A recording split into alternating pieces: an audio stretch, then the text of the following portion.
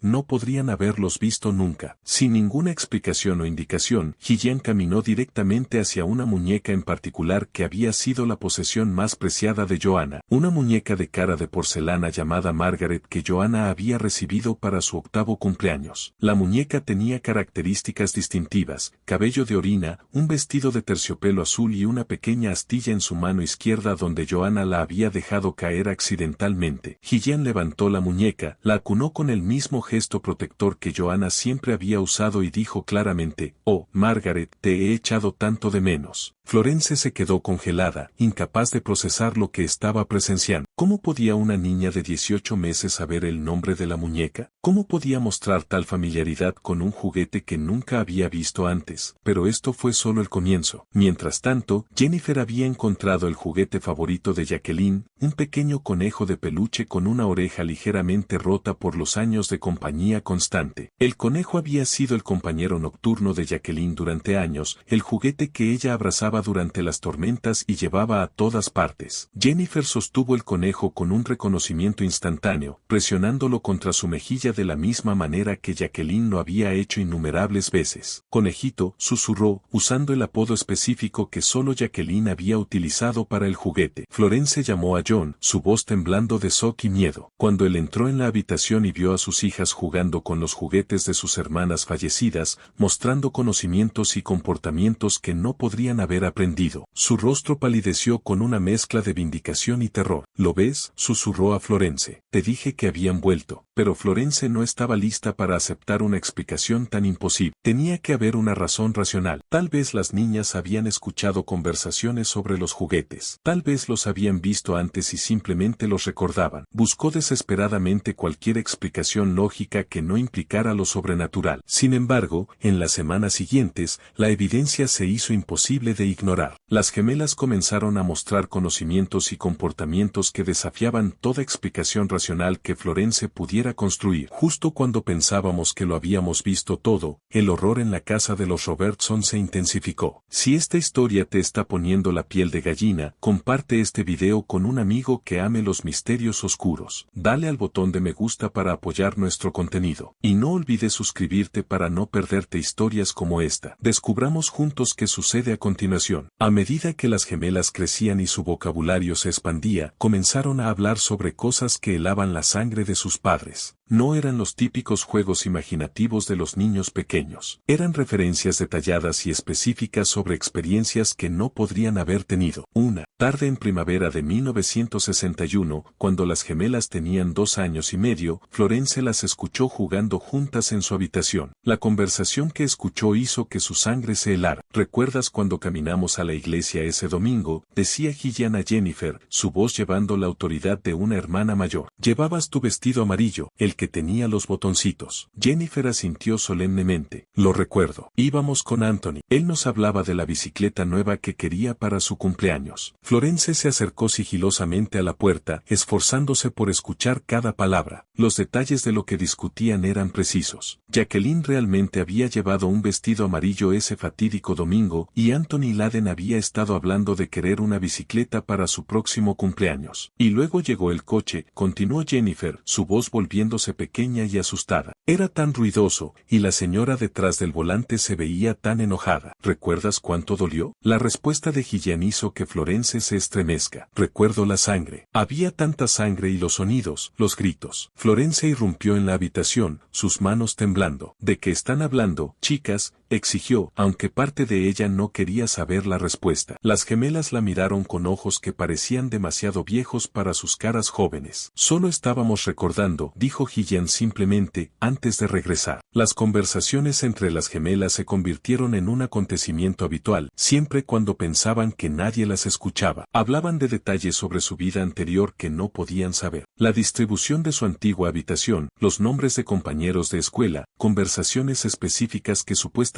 habían tenido con su abuela. Pero quizás lo más inquietante fueron los momentos en que hablaban de sus propias muertes. A veces Florence las encontraba consolándose después de pesadillas. Pesadillas llenas del sonido de neumáticos chirriando y el impacto del metal contra la carne. Un incidente particularmente inquietante ocurrió cuando las gemelas tenían 3 años. Estaban jugando con muñecas cuando Florence escuchó a Jennifer decirle a Gillian, cuando el coche nos atropelló, no podía respirar. Mi nariz y boca estaban llenas de sangre y todo se volvió oscuro. Gillian respondió tocando suavemente la frente de Jennifer justo en la marca de nacimiento que coincidía con la cicatriz de Jacqueline. Ahí fue donde te golpeaste la cabeza, dijo suavemente. Ahí es donde vino la marca. Florence consultó con el médico de la familia sobre estas conversaciones, preocupada por el impacto psicológico que tales recuerdos podrían tener en sus hijas. La doctora Thornton estaba desconcertada, pero sugirió que los niños a menudo tienen imaginaciones vívidas y podrían estar recogiendo detalles de conversaciones adultas escuchadas. Pero Florence sabía que esta explicación no explicaba la especificidad de su conocimiento ni el peso emocional detrás de sus palabras. Estos no eran los productos de la imaginación infantil, llevaban la gravedad de un recuerdo real. El momento más escalofriante ocurrió cuando Jennifer, a los 3 años y medio, señaló su marca de nacimiento durante el baño y dijo de manera práctica, aquí fue donde me lastimé cuando caí sobre el balde. Nunca dejó de doler, incluso después de morir. El escepticismo de Florence se estaba desmoronando. La evidencia se estaba convirtiendo en algo demasiado abrumador, demasiado específico, demasiado emocionalmente auténtica como para descartarla como una coincidencia o imaginación. La noticia de las gemelas Robertson había comenzado a esparcirse más allá de su pequeña comunidad. Los periódicos locales recogieron la historia y no pasó mucho tiempo antes de que llegara a la atención de la comunidad internacional de investigación.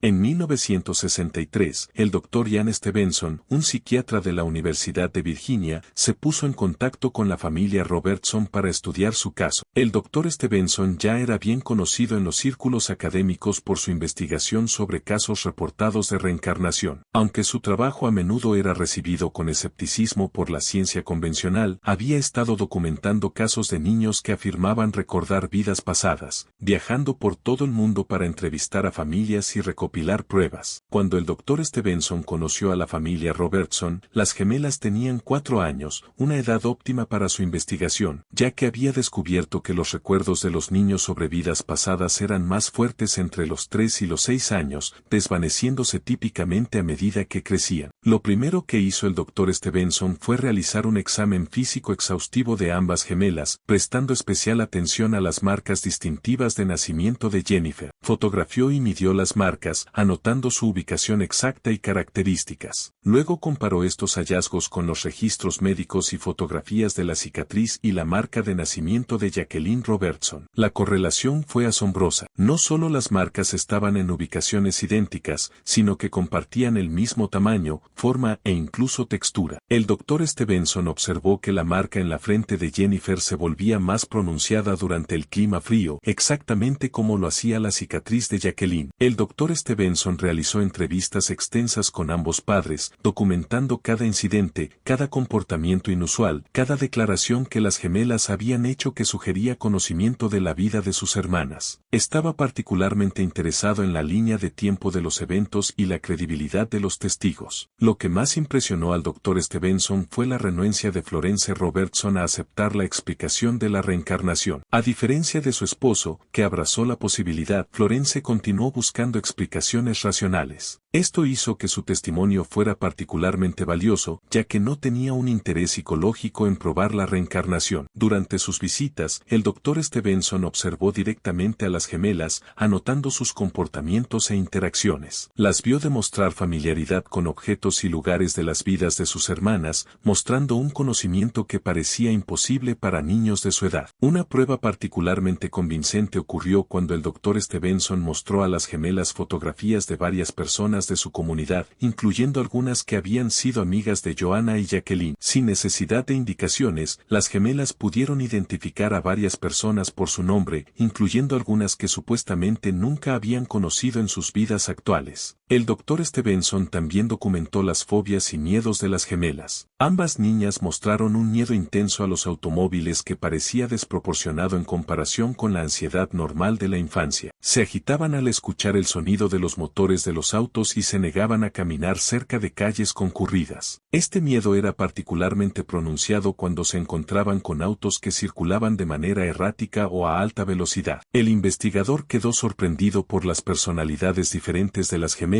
que parecían reflejar las de sus hermanas fallecidas. Gillian mostraba los instintos protectores y nutritivos que habían caracterizado a Joanna, mientras que Jennifer exhibía la personalidad más dependiente y seguidora que había definido a Jacqueline. El Dr. Stevenson continuaría estudiando a la familia Robertson durante más de 20 años, documentando su caso en varios artículos académicos y libros. Consideraba su historia una de las piezas más convincentes de evidencia sobre la reencarnación que había encontrado. A medida que las gemelas crecían, sus comportamientos y recuerdos inusuales continuaron manifestándose de maneras que aterraban a sus padres. Las niñas parecían no solo llevar el conocimiento de las vidas de sus hermanas, sino también el trauma de sus muertes violentas. Tanto Gillian como Jennifer sufrían pesadillas recurrentes que las dejaban gritando en medio de la noche. Florence corría a su habitación para encontrarlas temblando, describiendo sueños de ser atropelladas por autos, de sentir dolor y terror, de experimentar el momento de la muerte misma. La mujer del coche se veía tan enojada. Jennifer solía sollozar después de una de estas pesadillas. Ella quería hacernos daño porque estaba triste por sus propios hijos. Pude verlo en sus ojos justo antes. Esos sueños eran tan vívidos y traumáticos que Florence comenzó a dormir en la habitación de las gemelas, temerosa de dejarlas solas con sus recuerdos llenos de terror sobre eventos que supuestamente nunca habían experimentado. El miedo de las gemelas a los coches se volvió tan grave que afectó su vida diaria. Se negaban a viajar en vehículos, volviéndose histéricas con solo sugerirlo. Cuando tenían que viajar en coche por viajes necesarios, se acurrucaban juntas en el asiento trasero, abrazándose y susurrándose palabras de consuelo. Pero quizás lo más inquietante fueron los momentos en que las gemelas se consolaban entre sí con un conocimiento que parecía provenir de más allá de su existencia actual. Florence una vez escuchó a Gillian diciéndole a Jennifer: "No te preocupes por los sueños aterradores. Sé que nos dolió cuando morimos, pero ahora estamos a salvo. Volvimos juntas, tal como prometimos". El peso psicológico de estas experiencias comenzó a hacer mella en toda la familia. Florence se encontró cuestionando su propia cordura, preguntándose si de alguna manera estaba alentando estos comportamientos o malinterpretando el desarrollo normal de la infancia. La tensión en su matrimonio matrimonio con John aumentó, ya que su convicción sobre la reencarnación chocaba con la desesperada necesidad de Florence de encontrar explicaciones racionales. Sus hijos mayores, los gemelos hermanos, también luchaban con la situación. Habían amado profundamente a sus hermanas fallecidas y encontraron tanto maravilloso como aterrador ver destellos de Joanna y Jacqueline en sus nuevos hermanos. La dinámica familiar se volvió compleja y emocionalmente cargada. A medida que las gemelas se acercaban a su quinto cumpleaños, el Dr. Stevenson advirtió a la familia que los recuerdos y comportamientos podrían empezar a desvanecerse. Su investigación había demostrado que los niños típicamente perdían los recuerdos de sus supuestas vidas pasadas alrededor de esa edad, ya que las experiencias de su vida actual comenzaban a dominar su conciencia. La predicción del Dr. Stevenson resultó ser precisa. A medida que Gillian y Jennifer se acercaban a su quinto cumpleaños en 1963, los comportamientos y recuerdos que definieron sus primeros años comenzaron a desvanecerse como la niebla de la mañana. El cambio fue gradual al principio. Las gemelas dejaron de discutir espontáneamente sus experiencias de vidas anteriores. Ya no mostraban el mismo reconocimiento inmediato de las pertenencias de sus hermanas ni demostraban conocimiento de eventos previos a su nacimiento. El intenso miedo a los automóviles comenzó a disminuir, aunque nunca desapareció por completo. Cuando cumplieron 6 años, Gillian y Jennifer no tenían memoria consciente de haber afirmado alguna vez ser reencarnadas. Al ser preguntadas sobre sus declaraciones y comportamientos anteriores, se veían confundidas, como si sus padres estuvieran describiendo las experiencias de niños completamente diferentes. El Dr. Stevenson documentó esta transición cuidadosamente, señalando que el desvanecimiento de los recuerdos coincidió con la creciente socialización de las gemelas a través de la escuela y su creciente identificación con sus vidas actuales. Fue como si sus personalidades infantiles hubieran estado temporalmente habitadas por algo más, algo que ahora se había ido. Florence sintió una mezcla compleja de alivio y pérdida al ver a sus hijas convertirse en niñas normales. Por un lado, Florence estaba agradecida de que los comportamientos inquietantes hubieran terminado y que su familia pudiera empezar a vivir sin el constante recordatorio de la tragedia y las explicaciones imposibles. Por otro lado, se encontraba lamentando la pérdida de lo que había sentido como una conexión final con Joanna y Jacqueline. La reacción de John fue diferente. Él veía el desvanecimiento de los recuerdos de las gemelas no como un regreso a la normalidad, sino como la culminación de un proceso cósmico que no entendía completamente. Ellas volvieron para mostrarnos que la muerte no es el fin, les decía a todos los que lo escuchaban, y ahora se han ido a vivir sus propias vidas. Las gemelas crecieron normalmente después de esta transición, destacándose en la escuela y desarrollando sus propias personalidades e intereses. Mantuvieron una relación cercana durante su infancia y adolescencia, pero fue el vínculo normal de hermanas, no la conexión sobrenatural que habían parecido compartir en sus primeros años. El Dr. Stevenson continuó visitando a la familia periódicamente, documentando el desarrollo de las gemelas y el impacto a largo plazo de sus experiencias tempranas. Cuando se reunió con Gillian y Jennifer como adultas en sus 20 años, ya no recordaban sus supuestas experiencias de vidas pasadas y eran algo escépticas acerca de todo el concepto de la reencarnación. Sin embargo, hubo un último desarrollo inquietante que ocurrió cuando Gillian tenía 23 años. En 1981, comenzó a experimentar lo que describió como visiones internas, imágenes mentales vívidas de jugar en un jardín con sus hermanos cuando era una niña pequeña. Podía describir con detalles perfectos una casa con huertos y características específicas del paisaje. Las descripciones coincidían perfectamente con la antigua casa de la familia en Wickham, donde habían vivido cuando Joanna era muy joven. Gillian nunca había visitado esta casa en su vida actual. Sin embargo, sus descripciones eran tan precisas que sorprendieron a sus padres y al Dr. Stevenson, pero estas visiones se desvanecieron rápidamente y nunca volvieron. El estudio del Dr. Stevenson sobre las gemelas Robertson se convirtió en uno de los casos fundamentales en la investigación de la reencarnación. Documentó más de 30 correlaciones específicas entre los comportamientos y recuerdos de las gemelas y las vidas de sus hermanas fallecidas. El caso fue destacado de manera prominente frecuentemente en sus artículos académicos y libros, incluyendo Children Who Remember Previous Lives y Reincarnation and Biology. La evidencia física, especialmente las marcas de nacimiento de Jennifer, seguía siendo el aspecto más convincente del caso. Las pruebas de sangre confirmaron que las gemelas eran monocigóticas, idénticas, lo que significaba que compartían ADN idéntico. Esto hacía que las marcas distintivas de Jennifer fueran científicamente anómalas, ya que los gemelos idénticos no deberían tener diferencias físicas tan significativas. La documentación del Dr. Stevenson sobre el caso incluía fotografías detalladas de las marcas de nacimiento de Jennifer y su correlación con las cicatrices de Jacqueline, entrevistas extensas con miembros de la familia y testigos de la comunidad, registros médicos tanto de las hermanas fallecidas como de las gemelas, observaciones conductuales realizadas durante múltiples visitas a lo largo de 20 años y testimonios de testigos independientes que observaron el comportamiento inusual y el conocimiento de las gemelas. El caso atrajo tanto a partidarios como a críticos dentro de la comunidad científica. Los escépticos argumentaban que los padres, particularmente John, con su fuerte creencia en la reencarnación, podrían haber influido inconscientemente en los comportamientos de las gemelas a través de la sugestión o la interpretación selectiva del desarrollo normal infantil. Sin embargo, los partidarios señalaron varios factores que parecían argumentar en contra de esta explicación. La escepticismo inicial de Florence Robertson y su resistencia a la interpretación de la reencarnación, la especificidad y precisión del conocimiento de las gemelas sobre eventos que no podían haber aprendido por medios normales, las marcas de nacimiento físicas que coincidían con las cicatrices de las hermanas fallecidas, el patrón consistente de comportamientos observados por testigos independientes. El Dr. Stevenson mismo se mantuvo cauteloso en sus conclusiones, afirmando que, aunque el caso proporcionaba evidencia convincente de alguna forma de supervivencia de la conciencia después de la muerte, no podía probar de manera definitiva la reencarnación. Sin embargo, observó que las explicaciones convencionales parecían inadecuadas para explicar todos los fenómenos observados. El caso de las gemelas Robertson sigue desafiando nuestra comprensión de la conciencia, la memoria y la naturaleza de la identidad humana. Incluso décadas después, investigadores y filósofos debaten las implicaciones de los hallazgos del Dr. Stevenson. Lo que hace que este caso sea particularmente convincente no son solo las piezas individuales de evidencia, sino su impacto acumulativo. Las marcas de nacimiento por sí solas podrían ser descartadas como coincidencia. Las similitudes conductuales podrían explicarse por la genética o la influencia familiar. Los recuerdos supuestos podrían atribuirse a la imaginación o la sugestión, pero al tomarlos en conjunto, estos elementos crean un patrón que parece desafiar la explicación convencional. ¿Cómo explicamos a gemelas idénticas que comparten el mismo ADN pero tienen marcas de nacimiento diferentes que coinciden con las cicatrices de su hermana fallecida? ¿Cómo explicamos el conocimiento detallado de los niños sobre eventos previos a su nacimiento? ¿Cómo entendemos la autenticidad psicológica y emocional de sus supuestos recuerdos? El caso nos obliga a confrontar preguntas fundamentales sobre la naturaleza de la conciencia misma. ¿Está nuestro sentido de identidad individual verdaderamente confinado a nuestros cuerpos físicos? ¿Puede la memoria y la personalidad perdurar más allá de la muerte biológica? ¿Existen aspectos de la experiencia humana que la ciencia aún no ha comprendido o explicado? Para la familia Robertson, estas preguntas filosóficas se convirtieron en una realidad profundamente personal. Vivieron experiencias que desafiaron todo lo que pensaban saber sobre la vida y la muerte. Ya sea que interpretemos su historia como evidencia de la reencarnación, como una extraordinaria serie de coincidencias, o como algo completamente distinto, sigue siendo uno de los casos más documentados y desconcertantes en los anales de los fenómenos inusuales. Florence Robertson, quien falleció en 1979, nunca resolvió completamente sus sentimientos sobre lo que su familia había experimentado. En sus últimos años, les decía a los entrevistadores que, aunque aún luchaba con las implicaciones teológicas de la reencarnación, no podía negar lo que había presenciado con sus propios ojos. John Robertson, quien falleció en 1985, mantuvo hasta su muerte que sus hijas realmente regresaron a él a través de la reencarnación. Él veía su breve tiempo mostrando recuerdos de sus vidas pasadas como un regalo, una confirmación de que el amor trasciende la muerte y que las familias pueden reunirse a través de las fronteras de la mortalidad. Hoy, Gillian y Jennifer Robertson viven vidas tranquilas y normales como adultas. Tienen sus propias familias, carreras y las preocupaciones típicas de mujeres de mediana edad. No recuerdan nada de sus primeros años, cuando parecían llevar los recuerdos y las personalidades de sus hermanas fallecidas, pero su historia sigue resonando con investigadores, creyentes y escépticos por igual. La documentación del Dr. Stevenson sobre su caso sigue siendo uno de los estudios más detallados que se han realizado sobre los fenómenos de reencarnación. La División de Estudios Perceptuales de la Universidad de Virginia, que el Dr. Stevenson fundó, sigue investigando casos similares alrededor del mundo. El caso de las gemelas Robertson se erige como un testimonio del misterio que aún rodea la conciencia humana y la posibilidad de que la muerte no sea el final absoluto que asumimos que es. Ya sea que veamos su historia como una evidencia convincente de la reencarnación, como un fascinante fenómeno psicológico o como una elaborada serie de coincidencias, nos desafía a mantener nuestras mentes abiertas a posibilidades que van más allá de nuestra comprensión científica actual. Pero hay una pieza más en este rompecabezas que el Dr. Stevenson descubrió durante sus décadas de investigación, algo que hace que el caso de los Robertson sea aún más extraordinario y aterrador de lo que hemos revelado hasta ahora. En 1978, cuando las gemelas tenían 20 años, el Dr. Stevenson organizó pruebas de sangre exhaustivas para establecer de manera definitiva su relación genética. Los resultados confirmaron lo que se había sospechado desde el principio. Gillian y Jennifer eran gemelas monocigóticas, compartían un ADN idéntico proveniente de un solo óvulo fertilizado. Este hallazgo fue crucial porque hacía que las marcas de nacimiento de Jennifer fueran científicamente imposibles según la comprensión convencional. Los gemelos idénticos, por definición, deberían compartir el mismo plano genético y, por lo tanto, las mismas características físicas. La presencia de marcas distintivas solo en una gemela sugería algo más allá del desarrollo biológico normal, pero la investigación del Dr. Stevenson reveló algo aún más inquietante. A través de una investigación minuciosa en registros médicos e historias familiares, descubrió que anomalías similares en marcas de nacimiento aparecían en aproximadamente el 35% de los casos de reencarnación que había estudiado. Niños que llevaban marcas que correspondían exactamente con heridas o cicatrices de sus supuestas encarnaciones previas. Este patrón sugería que lo que sea que estuviera ocurriendo no se limitaba a la familia Robertson. Alrededor del mundo, en culturas tanto creyentes como escépticas respecto a la reencarnación, se estaban documentando casos similares. Niños con las marcas físicas de extraños que habían muerto antes de su nacimiento, llevando recuerdos de vidas que nunca habían vivido, mostrando conocimientos que nunca habrían podido adquirir por medios convencionales. Las implicaciones eran impresionantes. Si estos casos representaban fenómenos genuinos en lugar de elaboradas coincidencias, sugerían que la conciencia humana podría operar según leyes que la ciencia aún no ha descubierto ni entendido. Quizás aún más inquietante que las experiencias propias de las gemelas fue lo que el Dr. Stevenson descubrió sobre la comunidad de Exum. Durante su investigación, entrevistó a docenas de residentes que habían sido testigos de los comportamientos inusuales de las gemelas de primera mano. Lo que surgió fue un patrón de miedo colectivo y un silencio deliberado. Muchos miembros de la comunidad admitieron que habían observado a las gemelas demostrando conocimientos imposibles sobre sus hermanas fallecidas, pero que habían tenido demasiado miedo para discutirlo abiertamente. El Dr. Stevenson se dio cuenta de que el caso de las gemelas Robertson no solo se trataba de dos niños extraordinarios, se trataba de toda una comunidad que había sido testigo colectiva de algo que desafiaba su comprensión de la realidad. El silencio que rodeaba sus experiencias no era solo escepticismo, era miedo. A medida que avanzaba la investigación del Dr. Stevenson, comenzó a comprender el costo psicológico que las experiencias de las gemelas habían tenido en toda la familia Robertson. El fenómeno por el que John había rezado y recibido como una bendición se había convertido en una fuente de trauma y disrupción continua. La salud de Florence Robertson se había deteriorado significativamente durante los primeros años de las gemelas. Sufría de insomnio crónico, ataques de ansiedad y periodos de depresión profunda. Los registros médicos mostraron que se le habían recetado varios medicamentos para tratar condiciones relacionadas con el estrés, aunque rara vez discutía con sus médicos la verdadera fuente de su angustia. ¿Cómo le explicas a un médico que tus hijos recuerdan haber sido asesinados? Le preguntó una vez a Dr. Stevenson durante una entrevista. ¿Cómo describes el sentimiento de ver a tus hijas muertas mirándote a través de los ojos de tus hermanas? Los hermanos mayores de las gemelas también lucharon con la situación. Habían amado profundamente a Joanna y Jacqueline y ver destellos de sus personalidades en las gemelas creaba una mezcla confusa de alegría y dolor. Algunos de los chicos reportaron pesadillas sobre sus sus hermanas fallecidas, sueños en los que les decían que la muerte no era permanente y que cualquiera podía regresar. John Robertson, a pesar de su satisfacción por la validación de sus creencias, también pagó un precio psicológico. Los amigos y vecinos comenzaron a evitarlo, viendo su certeza sobre la reencarnación como evidencia de inestabilidad mental. Su negocio sufrió ya que los clientes se sentían incómodos a su alrededor. La Iglesia Católica finalmente le pidió que dejara de asistir a los servicios después de que repetidamente contradijera la doctrina de la Iglesia durante discusiones sobre la muerte y la salvación. Obtuve lo que pedí, le dijo John a Dr. Stevenson en 1982, 3 años antes de su muerte. Pero nunca me di cuenta de que la prueba sería tan aterradora de vivir. Un aspecto del caso que al Dr. Stevenson le resultó particularmente fascinante fue la imposibilidad médica de que las marcas de nacimiento de Jennifer aparecieran solo en una de las dos gemelas idénticas. Consultó con genetistas, dermatólogos y embriólogos buscando alguna explicación convencional para este fenómeno. La doctora Margaret Fitzgerald, una genetista líder en la Universidad de Cambridge, examinó la documentación y las fotografías del Dr. Stevenson. Su conclusión fue inequívoca. Dado que estas gemelas son monocigóticas, compartiendo un ADN idéntico, la presencia de marcas de nacimiento distintivas en solo un niño es médicamente inexplicable según nuestra comprensión actual del desarrollo humano. Las marcas de nacimiento en sí desafiaban los patrones normales. La marca en la frente de Jennifer no solo coincidía con la ubicación de la cicatriz de Jacqueline, sino que también exhibía las mismas características inusuales. Al igual que la cicatriz de Jacqueline, se volvía más pronunciada durante el clima frío y ocasionalmente causaba molestias a Jennifer de la misma manera que Jacqueline había descrito. Aún más desconcertante fue la respuesta emocional y psicológica que estas marcas provocaron en Jennifer. Cuando era una niña pequeña, a veces tocaba la marca de nacimiento en su frente y describía sentirse triste o herida, aunque no podía explicar por qué. Les decía a sus padres que la marca recordaba haber sido herida, usando un lenguaje que sugería que la propia marca llevaba algún tipo de memoria. El Dr. Stevenson documentó 14 casos más en su investigación donde los niños llevaban marcas de nacimiento o defectos de nacimiento que correspondían a lesiones sufridas por individuos que habían muerto antes del nacimiento de los niños. En cada caso, las marcas aparecían exactamente en la misma ubicación y exhibían características similares a las heridas originales. Este patrón sugería al Dr. Stevenson que, sea lo que sea que estuviera ocurriendo, no se limitaba a la familia Robertson. En todo el mundo, en culturas tanto creyentes como escépticas de la reencarnación, se estaban documentando casos similares. Niños con las marcas físicas de extraños que habían muerto antes de su nacimiento, llevando recuerdos de vidas que nunca habían vivido, mostrando conocimientos que nunca habrían podido adquirir por medios convencionales. Las implicaciones eran asombrosas. Si la conciencia